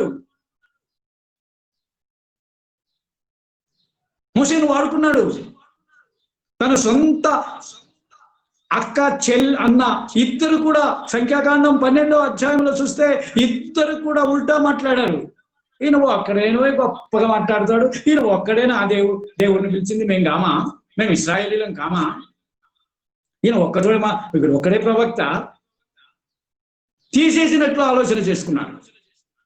అది దేవుడు విన్నాడు, కుష్టాన్ని కలుగజేశాడు. మోషే విషయంలో దేవుడు ఒక సర్టిఫికెట్ ఇస్తాడు.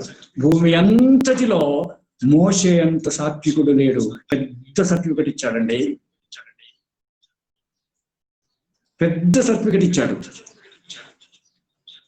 పెద్ద సర్టిఫికెట్ ఇచ్చాడు. నమ్మకమైన వాడు, నా ఇల్లంతటిలో నమ్మకమైన వాడు, సాత్వికుడు. ఇంత మంచి బిరుదులు ఇచ్చాడండి మోషేకు బిరుదులు ఇచ్చాడండి. మోయాబు స్త్రీని పెళ్లి చేసుకున్నాడు, తప్పే. అయితే నీకైతే నా సేవకుని జోలికి నువ్వెందుకు వస్తావండి? ఈ సేవకునిలో ఇన్ని బలహీనతలు ఉన్నాయి, వీడేంటంటే సేవ చేస్తాడు, వీడెంత ప్రసంగం చేస్తాడు అనుకునేవారు కూడా చాలా మంది ఉంటారు. నా విషయంలో కూడా ఉంటారు, వాళ్ళ తప్పేం లేదు. నిజంగానే నేను బుద్ధిహీనుడనే, నిజంగా నేను పాపాత్ముడనే ఆ సమయంలో. అయినా నన్ను వాడుకుంటున్నాడండి. నన్ను వాడుకునే నా యజమాని వాడుకుంటే వీళ్ళకేందండి? నన్ను తీసేయాలంటే ఒక్క నిమిషంలో తీసే పక్కకు పడేయగలడు. కానీ మోషేకు కనాను చూసేటువంటి, వాగ్దాన దేశం చూసేటువంటి భాగ్యం మోషేకి ఇవ్వలేదండి. సారీ చూసేది కాదు, చూశాడు, చూపించాడు, ప్రవేశించలేదండి. ప్రవేశించడానికి అనుమతి ఇవ్వలే. సమాధి ఎక్కడ ఉన్నదో కూడా తెలవలేదండి. అయిపోయింది మోషే అనుకున్నారు. ఇక మోషే పనికిరాని వాడండి అనుకున్నారు. అది ఆయన చిత్తం, ప్రవేశింపనీయలే. అంతకంటే ఉన్నత రాజ్యాన్ని గురించిన ఆలోచనలో రూపాంతరకు కొండ మీద ఏలియాతో పాటు మోషే కూడా ఉండి మాట్లాడారు యేసుతో. ఉన్నాడండి. మీరు అనుకున్నారు మోషే పని అయిపోయింది, చచ్చిపోయాడు, వాగ్దాన దేశంలో ప్రవేశించలేదు. ఇశ్రాయేలీల భవిష్యత్తును గురించి మాట్లాడుతున్న యేసు ప్రభు రూపాంతరం చెందినప్పుడు మోషే, ఏలియాలు ఆయనతో మాట్లాడటం శిష్యులు చూశారు. మోషేయు ఏలియాయు అని రాయబడింది. కొందరు ఏమంటారంటే ప్రవక్తల తరఫున ఏలియా వచ్చాడు, ధర్మశాస్త్రం పక్షంగా మోషే వచ్చాడు, వాళ్ళు రాలేదు అంటారు. వాళ్ళు రాయబడింది మాట్లాడదామండి.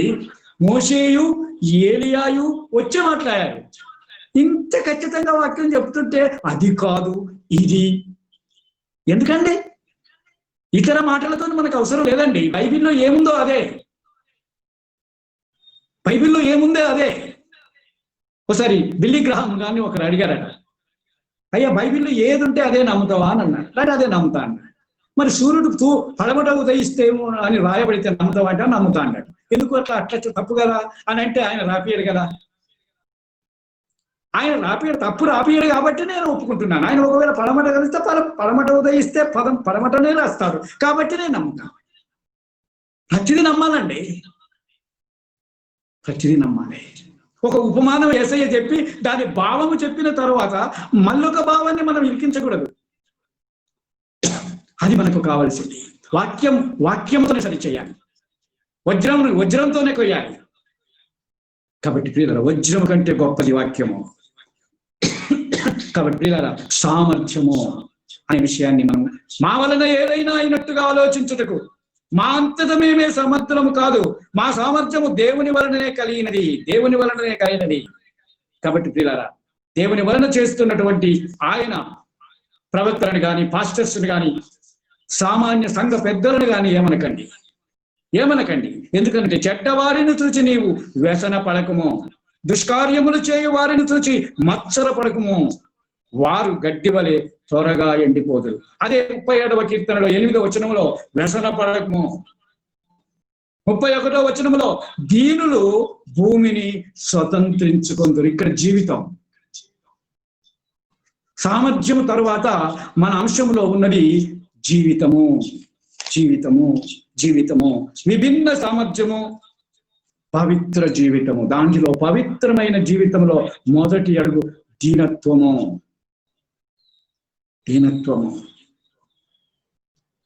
ప్రియులారా, వినయము గలవారి యొద్ద ఆయన నివసిస్తాడు.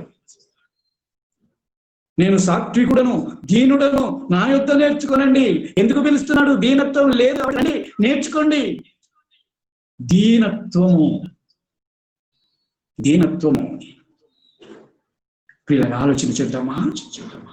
ఒక కుమారుని ఒకరు అడిగారట. అయ్యా మీ నాన్న ఎక్కడున్నాడు? మీ నాన్న దగ్గరనే, మీ దగ్గరనే ఉంటుండా మీ నాన్న అని అడిగారట. అంటే ఆయన అన్నాడట, అయ్యా మేము మా నాన్న దగ్గర ఉన్నాం, మా నాన్న మా దగ్గర లేడు అన్నాడు. వాళ్ళు మన మధ్యలోనే ఉన్నారు కానీ ఆయన పేరు చెప్పడానికి ఇది చెప్పినానని మీరు అనుకుంటారు. అలాంటి వారు ఉన్నారండి. ప్రియులారా, ఆలోచన చేద్దామా? కల్పించి చెప్పటం ఆస్కారం లేదండి దేవుని మాటల్లో. కాబట్టి ప్రియులారా, ఆలోచన చేద్దాము. వ్యసన పడకము, మత్సర పడకము, కోపగించుకోకము అని వాళ్ళ పని నేను చూస్తాను, నా మీద వేయండి అని అన్నాడు. 31వ వచనంలో దీనులు భూమిని స్వతంత్రించుకొందరు. నీ పని నువ్వు చేయి, వారికి మార్గదర్శకంగా ఉండు, వారి కొరకు ప్రార్థన చేయి. ప్రియులారా, అపొస్తలుడైన పౌలు 2వ కొరింథీయులకు రాసినటువంటి పత్రిక 12వ అధ్యాయంలో 10 నుండి 14 వచనాలు. 2వ కొరింథీ పత్రిక 12వ అధ్యాయం మొదటి 10 వచనాలు మనకిచ్చినటువంటి పాఠ్యభాగము, పత్రిక పాఠ్యభాగము. కానీ మొదటిగా 14వ వచనం చదువుదాం. 14 సంవత్సరముల 12వ అధ్యాయం మొదటి నుంచి 14 సంవత్సరముల కింద ఒక మనుష్యుని నేను చూశాను. అతడు 3వ ఆకాశమునికి వెళ్ళిపోయాడు. శరీరంతో కొనిపోయాడో శరీరము లేక కొనిపోయాడో నేను ఎరగాను. అతడు పరదేశునకు కొనిపోయాడు. తనకు తెలియనిది తెలియనట్టే రాశాడు, తెలిసింది తెలిసినట్టే రాశాడు. అదండి సామర్థ్యం. దేవుడిచ్చిన సామర్థ్యం ఉపయోగించుకుంటామంటే అదే. తనకు తెలిసింది చెప్పడం, తెలియనిది తెలిసినట్టు చెప్పడం, నటించడం కాదు.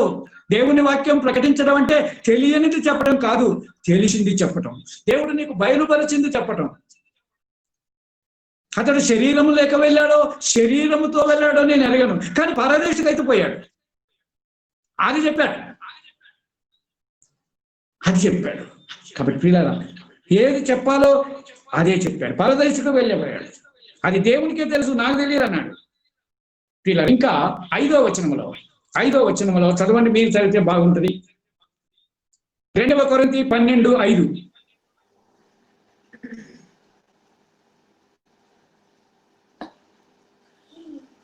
అట్టి దాని గురించి అతిశింతును. నా విషయమైతేనే నా బలహీనత ఎందే గాక వేరే విధముగా అతిశింపను.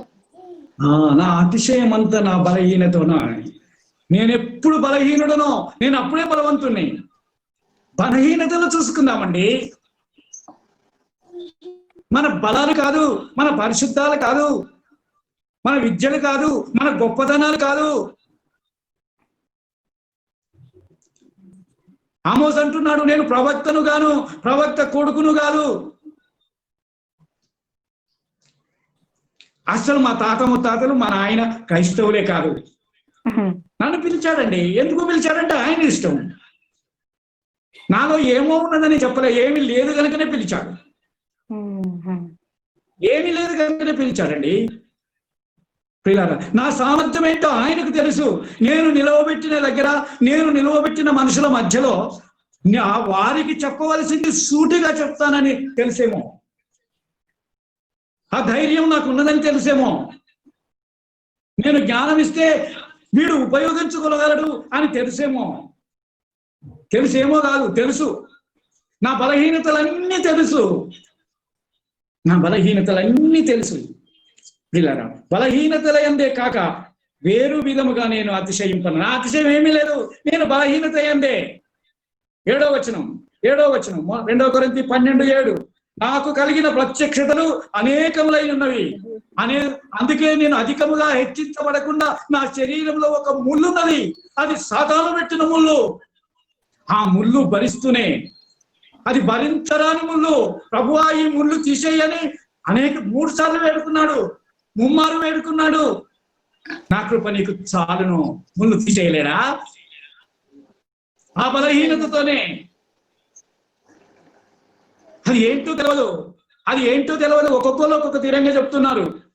క్లియర్ గా వాక్యంలో ఎవరైనా చెప్తే నేను నమ్ముతాను, కానీ నాకు ఇంతవరకు తెలియదు. నేనేం చెప్పలేను. ఒక ముళ్ళు, అది సాతాను పెట్టిన ముళ్ళు అని నాకు తెలుసు. ఎందుకు తెలుసు? వాక్యంలో ఉన్నది కాబట్టి తెలుసు. ఆ ముళ్ళును కూడా లెక్క చేయలేదండి. అధికముగా హెచ్చిపోకుండానట్లు అధికముగా కారణం అయితే చెప్పాడు. ఎందుకు పెట్టాడో, నేనంటే ఏమనుకున్నావు అని చెప్పకుండా నోరు మోయించాడు.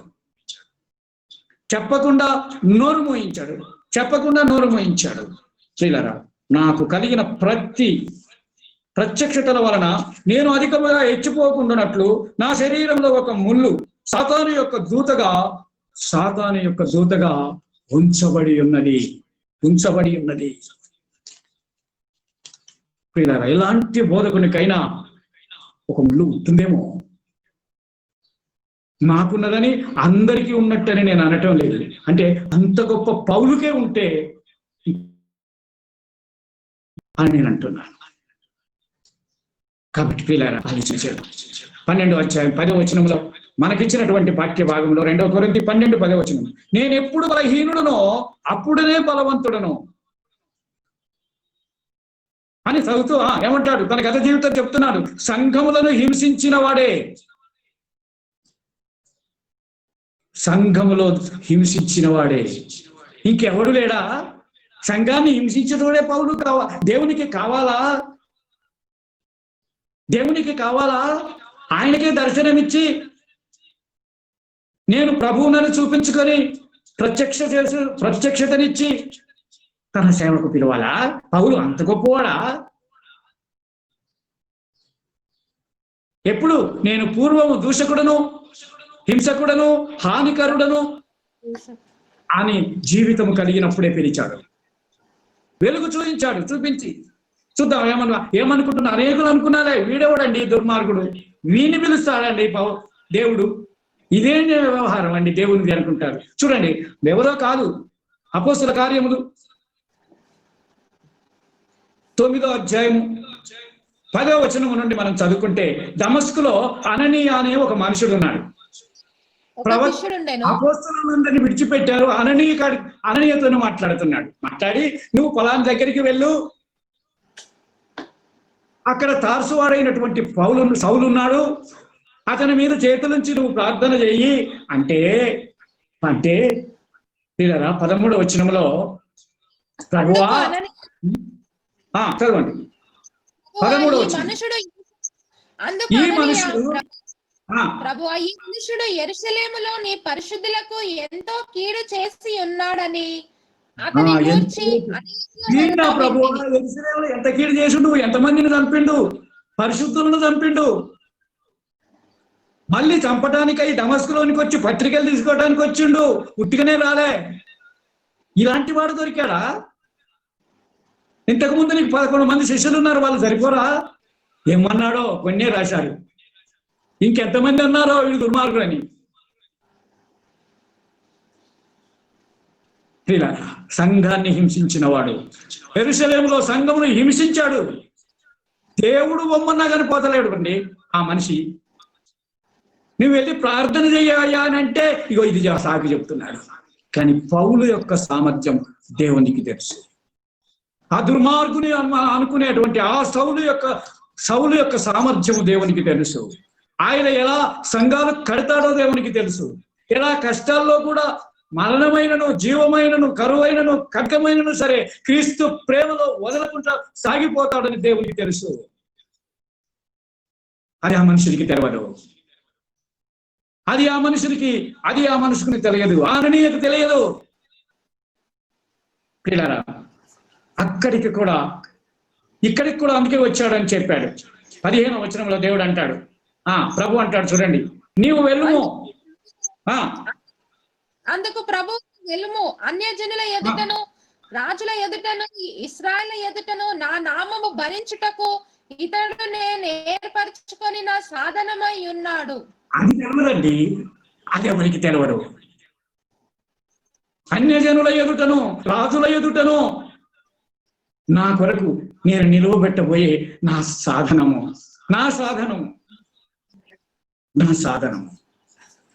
నేను గోవిందరావుపేట అనే పాస్టేట్లో పనిచేస్తున్నప్పుడు ఒక ఊర్లో చర్చి కట్టాను, ఇంకొక ఊర్లో చర్చి కట్టాను, ఒక ఊర్లో కాంపౌండ్ కట్టాను.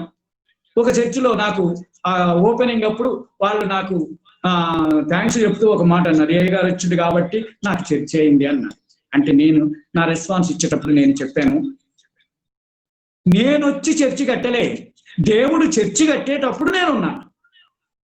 ఇది పద్ధతి అండి. దేవుడు చర్చి కట్టాలనుకున్న సమయంలో దేవుడు నన్ను ఇక్కడ ఉంచాడు, లేకపోతే ఉంచాడు ముఖ్యమైనది. లేకపోతే కరీంనగర్ డైసెస్ లో ఉన్న చర్చిలన్నీ నేనే కట్టినా, అనేకులు కడుతున్నారండి, దాంట్లో నేను నాది కాదు గొప్పతనం, దేవునిది.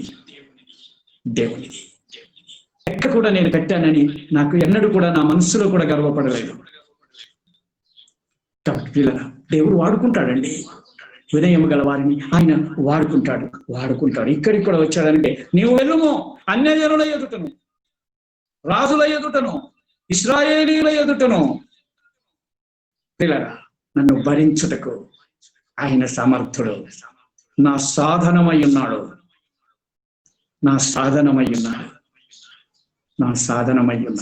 ఆలోచన చేద్దామా?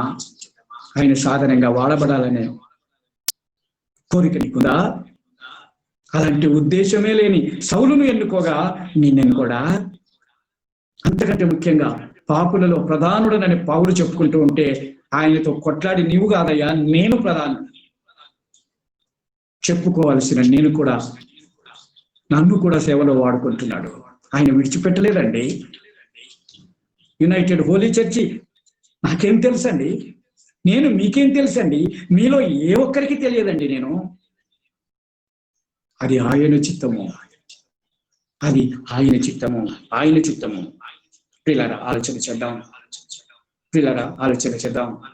ఒకటి మనంతరం మనుషులు, మరి అన్నిటికీ మనుషుడే వాడుకున్నాడు దేవుడు. కాబట్టి పాపులను రక్షించుటకు కూడా ఎవరు కావాలి? దేవునికి మనుషుడు కావాలి, ఒక నరుడు కావాలి, ఒక మానవుడు కావాలి. ఆ పని పాపులను రక్షించుటకు కలిగినటువంటి మనిషి భూమి మీద ఎవరూ చేయలేదు, ఒక్క యేసుక్రీస్తే చేశాడు. ఒక్క యేసుక్రీస్తే వచ్చాడు. ఆయన వచ్చెను, పాపులను రక్షించుటకు క్రీస్తు యేసు లోకమునకు వచ్చెను. ఎవరు? క్రీస్తు. ఆయనకొక్కనికే సామర్థ్యం. ఎవరై ఆయన? ఆదియందు వాక్యమై ఉన్న ఆయన, ఆదియందు దేవుడు అయి ఉన్నటువంటి ఆయన, దేవుడే శరీరధారి అయి, శరీరము లేనివాడు శరీరధారి అయి వచ్చాడు. ఇక ఎవరికి చేత కాదు. కానీ ఒకటి మాత్రం కావాలి దేవునికి, మానవుడు కావాలి. కాబట్టి ఆయనే మానవుడై వచ్చాడు. ఆయనే భూమి మీద ఏ కార్యం చేయాలన్నా మానవుడే కావాలని మొదటనే మనం చూసుకున్నాం. కాబట్టి అది నరుని వలననే సాధ్యము. కాబట్టి దేవుడే నరునిగా వచ్చాడు. దేవుడే నరునిగా వచ్చాడు. ఇంత గొప్ప రహస్యం అండి. యేసు జన్మములో ఆయన ఊరికే రాలే, పాపులను రక్షించుటకు వచ్చాడు. అపొస్తలుల కార్యం 4:12 ఆకాశము క్రింద ఇయ్యబడిన ఏ నామమున రక్షణ లేదు, యేసు క్రీస్తు నామముననే రక్షణ ఉంది. ఎందుకు? ఆయన మనిషి. అంటే వీళ్ళందరూ మనుషులు కాదా? ప్రత్యేకమైన మనిషి. ఆయనలో ఒక ప్రత్యేకత చూశాడు ఫిలిప్పు. ఆయనలో ఏ దోషము కనబడలేదు. దోషము లేని, పాపము లేని నరుడంటూ ఒకడు లేడు. ఇతనిలో ఏ నేరము లేదు అని ప్రకటించాడు. మరి ఎందుకయ్యా సిలువ వేశాడు? అది తప్పనిసరి వేయవలసింది. అది దైవ ప్రణాళిక. అది ఎవరి తప్పు కాదు. ప్రియులారా ఆలోచన చేద్దామా? అందుకే దేవుడు మానవుడై ఉన్నాడు, వచ్చాడు. పరలోకం విడిచిపెట్టి వచ్చాడు. దేవుడి లోకమును ఎంతో ప్రేమించెను, కాగా ఆయన తన అద్వితీయ కుమారునిగా ఈ లోకానికి పంపాడు. ఆయనను అంగీకరించిన వారు ఆయన బిడ్డలుగా మనం అంగీకరించబడతాం. ఇంత గొప్పదండి. ఆ మనుషుని వలననే మనకు రక్షణ కలుగుతుందనేది మనం ఇప్పుడు మరచిపోకూడదు, జ్ఞాపకం ఉంచుకోవలసినటువంటి వారం అయ్యుంటూ ఉన్నాం. కాబట్టి పిల్లరా, ఇదిగో తిమోతికి రాసిన మొదటి పత్రిక 2వ అధ్యాయము 5వ వచనం. 2వ అధ్యాయం ముగిస్తానండి ఇంకొక 2-3 నిమిషాలల్లా. 2వ అధ్యాయము 5వ వచనం. దేవునికి నరులకును మధ్యవర్తియు ఒక్కడే, ఆయన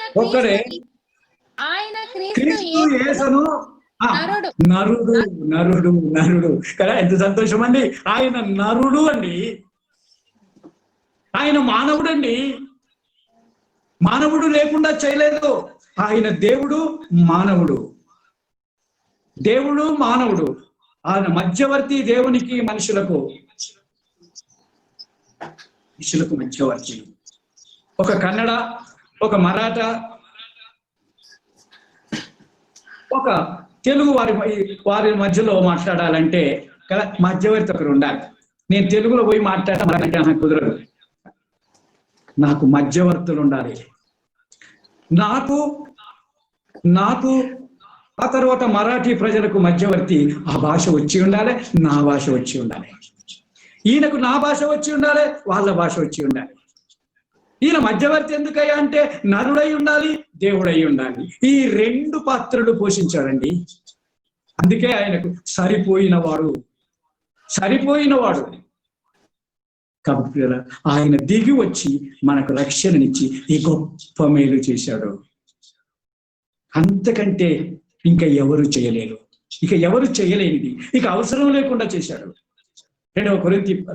మత్తయి సువార్త, మన సువార్త పాఠంలోకి వెళ్దాం. మత్తయి సువార్త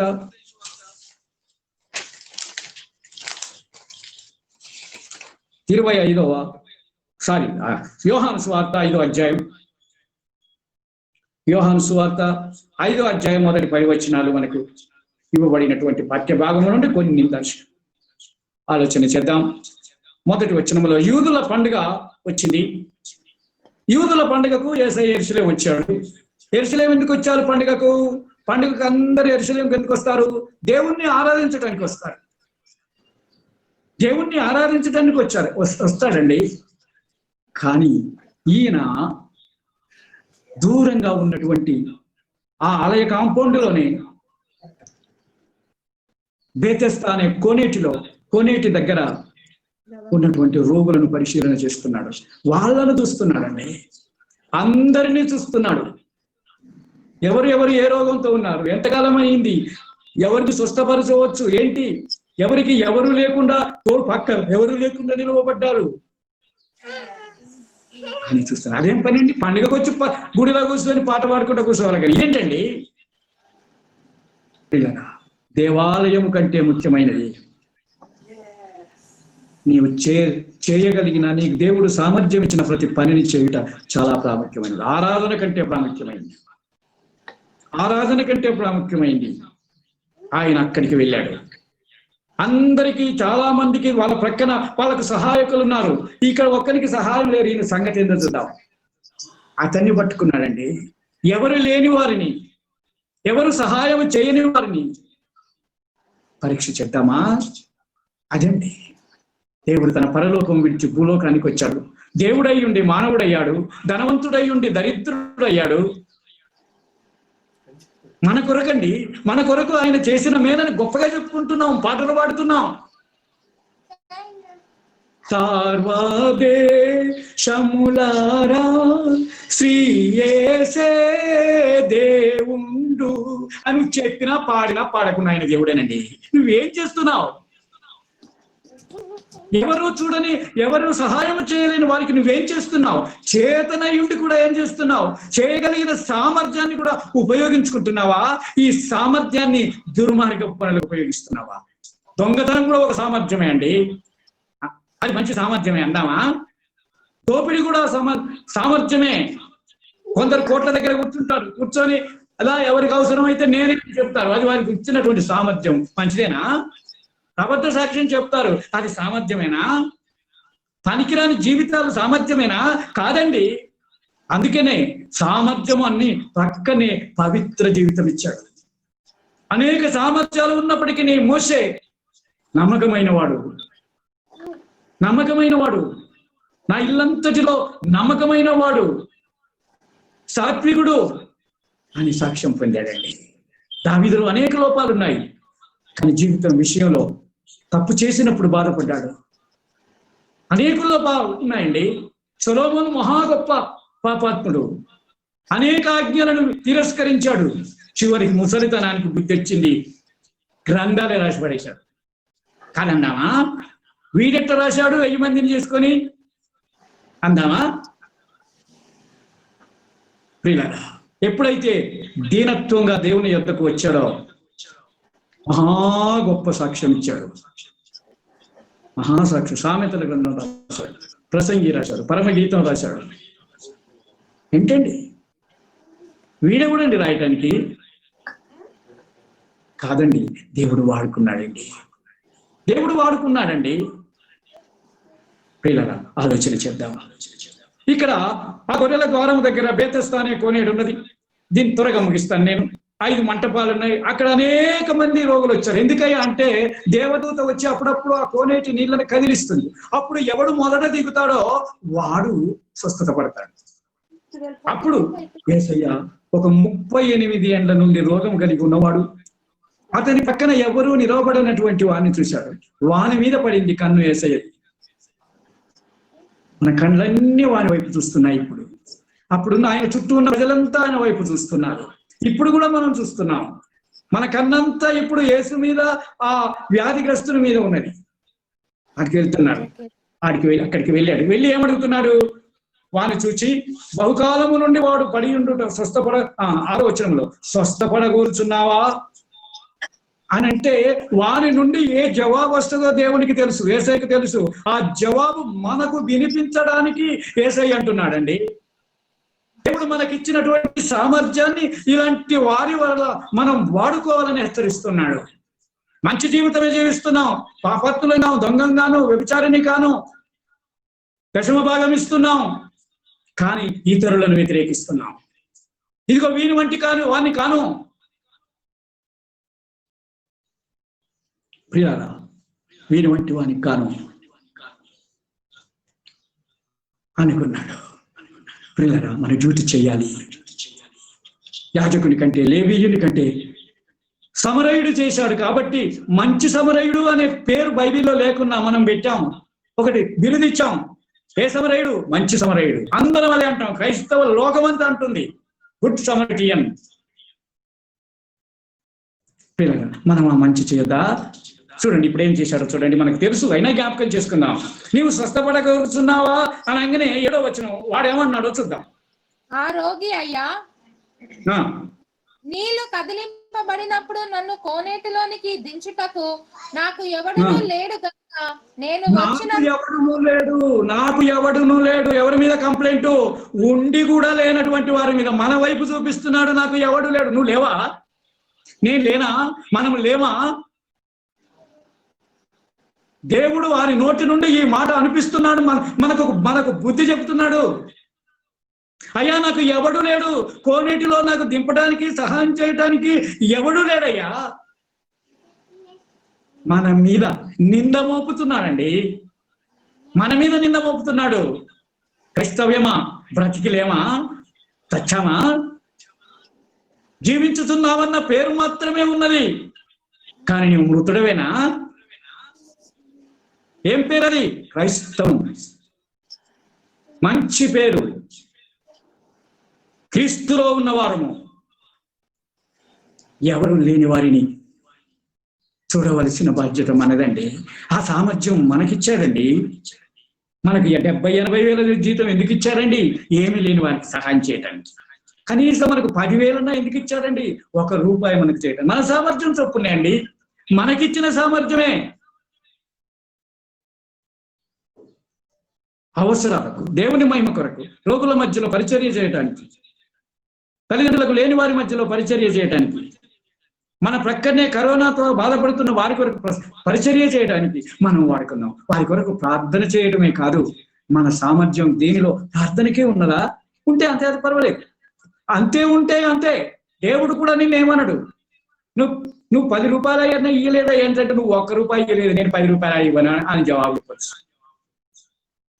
కానీ ఇక్కడ అంటున్నాడు, నాకు ఎవడు లేడు, నాకు ఎవడు లేడు. నన్ను కోనేటిలో దించుటకు ఎవడునూ లేడు. ఎందుకయ్యా అతన్ని బాగు చేశాడు మరి అని అంటే, చూడండి, గనుక వేరొకడు నేను వచ్చినంతలో మరి ఒకడు నాకంటే ముందుగా కోనేటిలో దిగును, వాడు స్వస్థపడుతు నాకు ఛాన్స్ అయిపోతుంది. ఇక్కడ ఒకటి గమనించండి, ఆ వాని సామర్థ్యం చొప్పున వాను చేస్తున్నాడండి. ఇక్కడ ఒక మాట గమనించండి, అది రౌండ్ చేసుకోండి. ఏంటి అంటే, నాకు ఎవడునూ లేడు కనుక నేను వచ్చునంతలో అనే దానిని రౌండ్ చేసుకోండి. అంటే తన సామర్థ్యం కొద్ది ప్రయత్నం చేస్తున్నాడు. దేవుడే వస్తాడు, యేసయ్య వస్తాడు, ఈ వచ్చే సంవత్సరం పండుగకు వస్తాడు, అప్పుడు నేను బాగుపడతాను, ఇప్పుడు ఎందుకనే అట్నే కూర్చుంటా అనలేదండి. అతనికి తెలియదండి, ఎవరన్నా వచ్చి సహాయం చేస్తారు అనుకుంటున్నాడు. కానీ తన ప్రయత్నం తాను చేస్తున్నాడు. తన ప్రయత్నం, తన పని తాను చేస్తున్నాడు. అతడు వచ్చునంతలో అంటే వస్తున్నాడు, మళ్ళీ వెనుకకు వెళ్తున్నాడు. అరే నీళ్లు కదిలితట్టున్నాయి అనగానే వస్తున్నాడు, మళ్ళా వెళ్తున్నాడు, వస్తున్నాడు, వెళ్తున్నాడు. ఆ పని చేస్తున్నాడండి. ఆ 18 సంవత్సరాలలో అతనిని రెండోసారి, మూడోసారి, నాలుగోసారి చూసిన వాళ్ళు ఎంతో మంది ఉంటారు. ఒక్కడు కూడా అతనిని పట్టించుకోలే. వాళ్ళ కొరకే వస్తున్నారు. పిల్లరా, ఆలోచన చేద్దామా? ఎవడిని పంపుదును అని అంటే నేనున్నాను, నన్ను పంపు అన్నాడు. ఇలాంటి వారి మధ్యలో నీ సామర్థ్యం ఉపయోగించుకోవడానికి ఎవరైనా వెళతారా అంటే ఏం ఆన్సర్? మన సామర్థ్యం ఉపయోగించుకుందామా? సామర్థ్యం ఉపయోగించుకుందామా? సామర్థ్యం ఉపయోగించుకుందామా? పిల్లలు, చాలా చర్చిల్లో వేలు ఖర్చు పెట్టి ప్రతి ఆదివారం వినోదాలు చేసుకుంటారు. ఒక్కసారైనా ఒక పూట తిండి లేని వారిని జ్ఞాపకం చేసుకుందామా? మనకే నా విందులు ఇంట్లో మనదే, ఇక్కడ మనదే, అంతా మనదే. పెళ్ళైనా మనది. అందుకనే యేసయ్య అన్నాడు, నీవు ఏవి పగటి విందైనను రాత్రి విందైనను అన్నాడు. పెళ్లి విందైనను చావు విందైనను అనలే. ఏ విందైనా సరే, పగటి లేచినా రాత్రి చేసినా, పగటి విందైనను రాత్రి విందైనను నువ్వు చేయనప్పుడు బీదవారిని, కుంటివారిని, అంగహీనులను, మళ్ళీ నీకు సహాయం చేయలేని వారిని పిలువమన్నాడు. ఏ సంఘం అంటే పిలుస్తుంది? ఏ సంఘం పిలుస్తుంది? ఏ విశ్వాసి పిలుస్తున్నాడు? పిల్లరా, ఇలాంటి అండి దేవుని ఉద్దేశాలు. ఇతరుల కొరకండి మనలను రక్షించింది, ఇతరుల కొరకండి మనకు విద్యనిచ్చింది, ఇతరుల కొరకండి మనకు ధనవంతులను చేసింది, విశ్వాసులను చేసింది. పిల్లరా, అందుకని ఒకటి దేవుని ప్రేమించాలి, రెండవది నీ పొరుగువాన్ని ప్రేమించాలి. ఈ రెండు ఒకటే. క్రైస్తవులు దేవుణ్ణి ప్రేమిస్తున్నారు, పొరుగువాని విషయంలో చాలా వెనుకబడి ఉన్నారు. అందరూ చేయడం లేదని నేను అనే అధికారం నాకు లేదు. అనేకులు వెనుకబడి ఉన్నారు. పిల్లరా, ఆ రెండు ఒకటే అయితే, ఒకటి చేసి ఒకటి చేయకుంటే రెండు చేయనట్టే. పిల్లరా, మన సామర్థ్యం ఏదో ఆలోచించుకుందామా? ఎవరికి చేయలేని సామర్థ్యం కావాలి మనకు అని అంటే అది దేవుడు చేస్తాడు, తప్పనిసరిగా చేస్తాడు. నీతిమంతులు ఆశీర్వదించబడతారు, దుష్టులు గడ్డి వలె ఎండిపోతారు. కానీ నువ్వు వారిని వ్యసన పడకు, నీ పని నువ్వు చెయ్యి. నీకు ఇచ్చిన సామర్థ్యం ఏంటో ఇతరుల ఎడల వాడు. ఆయన దేవుడు అయ్యుండి నరుడయ్యాడు. చావు లేని వాడు అన్యాయంగా చావుకు అప్పగించుకున్నాడు. పాపములే పరిశుద్ధుడు మన పాపాలను భరించాడు. ఆయనకు మాత్రమే ఆ సామర్థ్యం ఉంది కాబట్టి ఆయన చేశాడు. నువ్వెందుకు చేయలేదని మనల్ని అడగడు. మన సామర్థ్యం చొప్పున మనం చేద్దాం, మంచి జీవితం జీవిద్దాం, మన సామర్థ్యం కొలది ఇతరులకు సహాయం చేద్దాం, దేవుని మహిమపరుద్దాం. అలాంటి కృపదేవుడు మన సంఘానికి, క్రైస్తవ లోకానికి దయచేయునుగాక. ఆమేన్. ప్రార్థన చేసుకుందాం. ప్రియ పరలోకపు తండ్రి, నీ పాదములకు వందనాలు. నీవు మాతో మాట్లాడినందుకు నీకు వందనాలు నాయనా. మమ్మల్ని హెచ్చరించినందుకు, ఖండించినందుకు, మాకు బుద్ధి చెప్పినందుకు నీకు వందనాలు, స్తుతులు చెల్లిస్తున్నాం. ఎటువంటి రెండంచుల వాడి అయిన ఖడ్గం కంటే నీ వాక్యం అనే ఖడ్గం వాడి అయినది నాయన.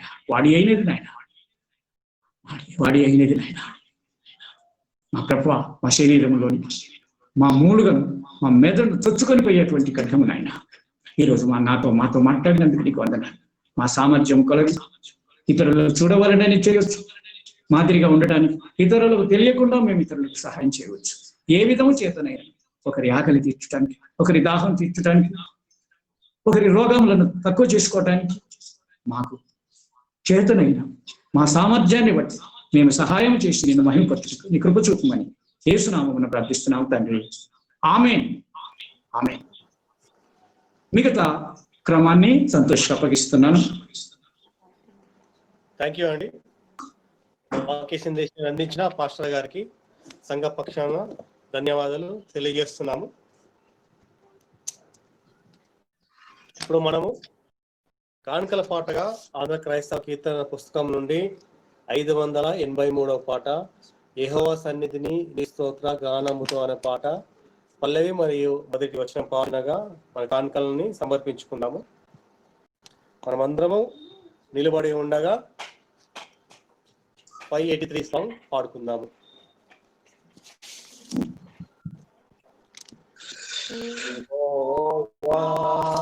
సన్నిధిని నీ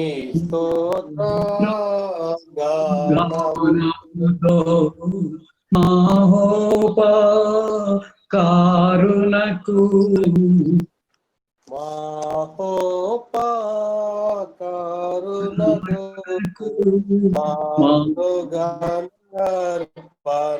సమర్పించోడి యెహోవా సన్నిధిని